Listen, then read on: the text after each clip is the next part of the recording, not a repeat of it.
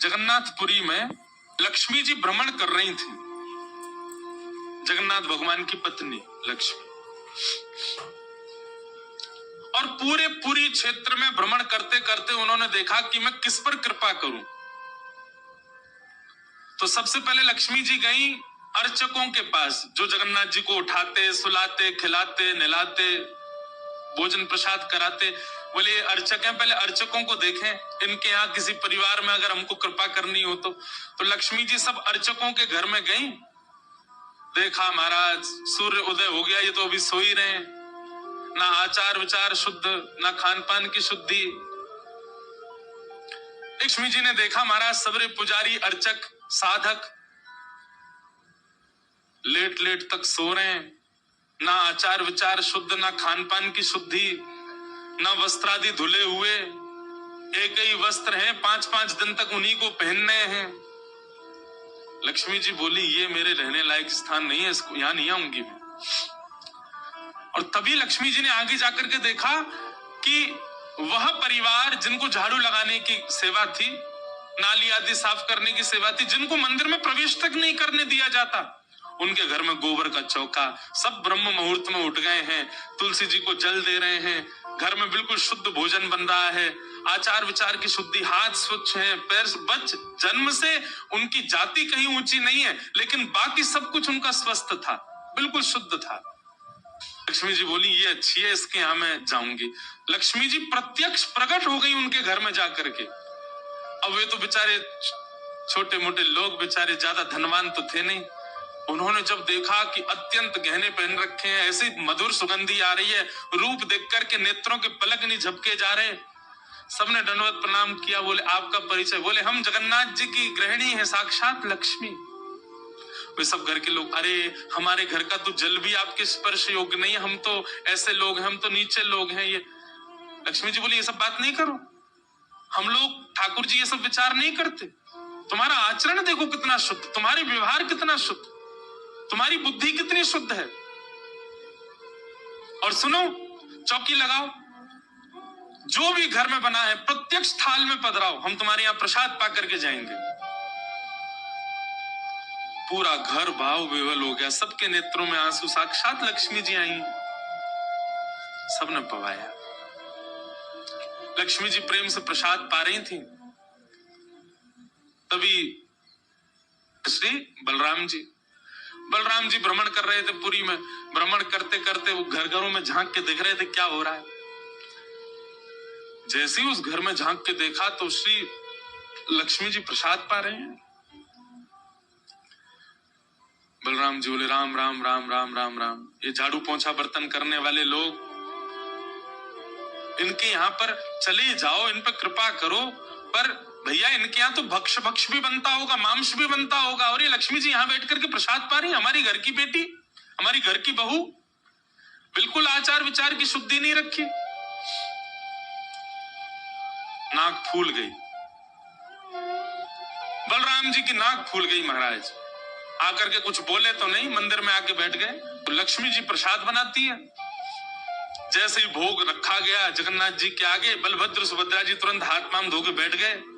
बलराम जी अपने सिंहासन में से ही नहीं उठे, नाक फुला के बैठे।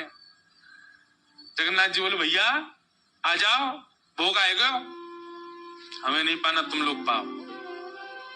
क्यों, क्या हो गया? अब क्या बोले, अब तो सब आचार विचार सब खत्म हो चुका है। परमात्मा होते हुए भी हमारे यहाँ आचार विचार नहीं चल रहा है, तो फिर इंसान क्या आचार विचार का पालन करेगा? जगन्नाथ जी बोले भाई कोई बात पे बुरा मान गए जे, तो इनसे बात करें। जगन्नाथ जी गए, भैया कहा भयो, आप इतने उदास क्यों, इतने नाराज क्यों? सब बात बताई बलराम जी ने। बोले लक्ष्मी जी आज सुबह सुबह एक ऐसे के घर में गई और वहां जाके प्रसाद पा रही थी, बिल्कुल विचार नहीं किया, कहां शुद्धता कहां अपवित्रता। हम तो इनके हाथ का बना भोजन नहीं करेंगे। अब जगन्नाथ जी बड़ी दुविधा में पड़ गए, यदि पाऊं तो भैया नाराज बैठे, भैया कहेंगे मैं नाराज हूं, इससे को कोई फर्क नहीं पड़ा है, फिर भी पा रहा है, और नहीं पाऊं तो लक्ष्मी जी टेढ़ी टेढ़ी देख रही हैं कि मैंने बनाया, ये पा क्यों नहीं रहे। जगन्नाथ जी बोले लक्ष्मी जी को तो मना लिया जाएगा बाद में, पर ये नहीं माने ना, ये तो शेषनाग हैं, इनको ज्यादा ही क्रोध आ गया तो जोर से सिर हिला देंगे, प्रलय और हो जाएगा। जगन्नाथ जी ने लक्ष्मी जी से कहा देखो भैया नहीं पा रहे तो हम भी नहीं पाएंगे। लक्ष्मी जी बोली कोई बात नहीं। एक दिन नहीं पाया, दूसरे दिन फिर लक्ष्मी जी ने बनाया, फिर नहीं पाया, तीसरे दिन फिर लक्ष्मी जी ने प्रसाद पधराया, फिर नहीं पाया। तो लक्ष्मी जी बोली भाई कोई बात है तो हमसे बोलो सीधे, ये प्रसाद रोज छोड़ देना ये कैसा तरीका है आपका नाराज होने का। कहीं बलराम जी बोलते हुए सुन लिए लक्ष्मी जी ने कि भाई इनके हाथ का बना हम नहीं पाएंगे। लक्ष्मी जी ने जाकर के जगन्नाथ जी से कहा देखो संपूर्ण जगन्नाथपुरी में प्रसाद बनाने की सेवा हमारी, और आपके भैया कह रहे हैं कि हमारे हाथ का बना पाएंगे नहीं, जब हमारी सेवा लेनी नहीं तो फिर हम यहां क्यों रहें, इसलिए आप हमको आज्ञा दें। अब हम जहां हमारा सुख है हम वहां चले जाते हैं, हम चले जाते हैं श्री क्षेत्र से।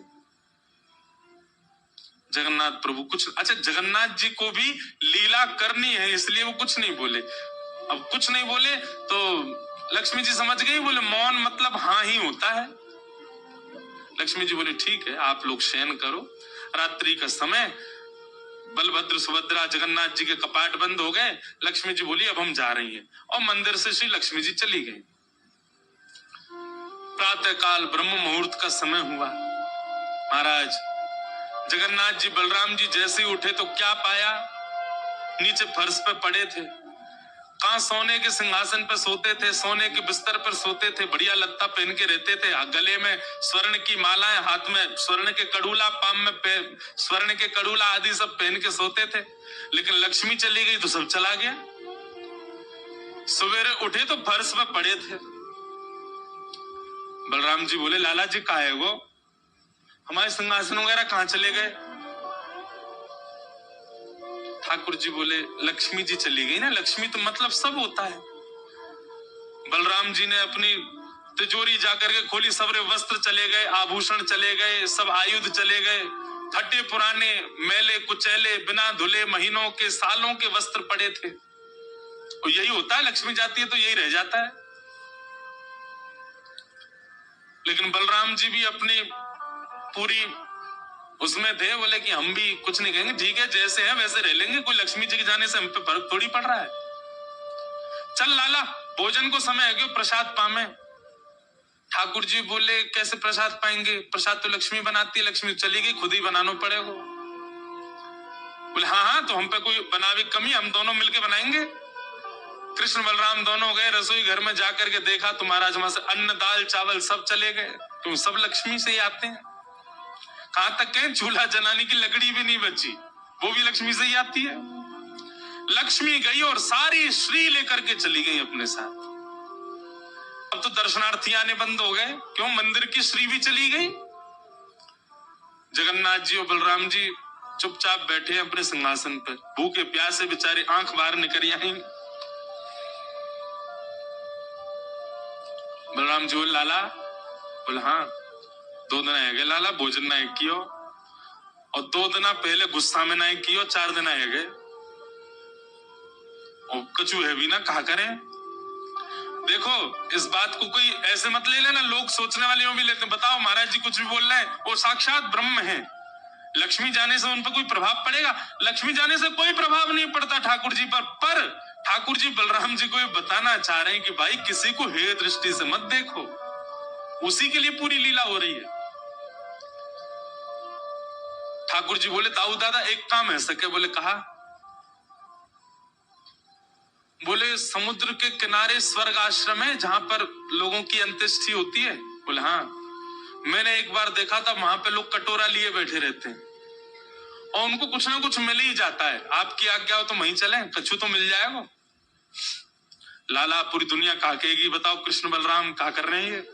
बोले ऐसे थोड़ी जाएंगे, रूप बदल के चलेंगे, कछु तो मिलेगा, पेट तो नहीं भरेगा हमारा, लक्ष्मी जी तो आएंगी नहीं, नाराज होकर चली गई। बलराम जी बोले हाँ हाँ जान दे, ये बहू के बड़े नखरे हैं, चली गई तो कहा हम का भूखे रहेंगे, चल लाला मेहनत करके उद्यम करके भिक्षा मांग के पालेंगे। और श्री कृष्ण बलराम दोनों छोटे से बालक का रूप धारण करके गए और स्वर्ग आश्रम के बाहर कटोरा लेके बैठ गए, कोई कुछ तो दे जाएगा। ठाकुर जी और बलराम जी अपनी झोली फैला के जय जगन्नाथ, मैया तेरा भला हो, कुछ दो। तो कोई कुछ नहीं थे। एक ने तो डांट दिया, बोले हे छोटे बालकों, क्या करते हो, विद्यालय जाया करो, पढ़ाई लिखाई क्या करो, क्या बचपन में आके बैठ गए हो यहाँ पे। बलराम जी बोले लाला ये तो बहुत डांट रही है। ठाकुर जी मनी मन कहे और कर लो अपमान लक्ष्मी जी का। इतने में ही एक महात्मा आए, उन पर धन तो था नहीं, उनके पास में बस मूड़ी थी, महात्मा जी के पास भेल थी, भेल। ठाकुर जी ऐसे झोली फैला के बैठे, बलराम जी भी। तो महात्मा जी ने क्या किया, ऐसे करके लो बच्चों, लो पालो, पेट भर लो। बलराम जी बोले लाला एक समय को भोजन तो मिल ही गया। ठाकुर जी बलराम जी दोनों खुश हुए। लक्ष्मी जी ने दूर से देखा, ए पवन देव जोर से बहना प्रारंभ करो। ऐसी जोर की हवा चली महाराज, सबरी मूड़ी उड़ गई। बलराम जी और ठाकुर जी पीछे पीछे भागे, मूड़ी सबरी उड़ गई।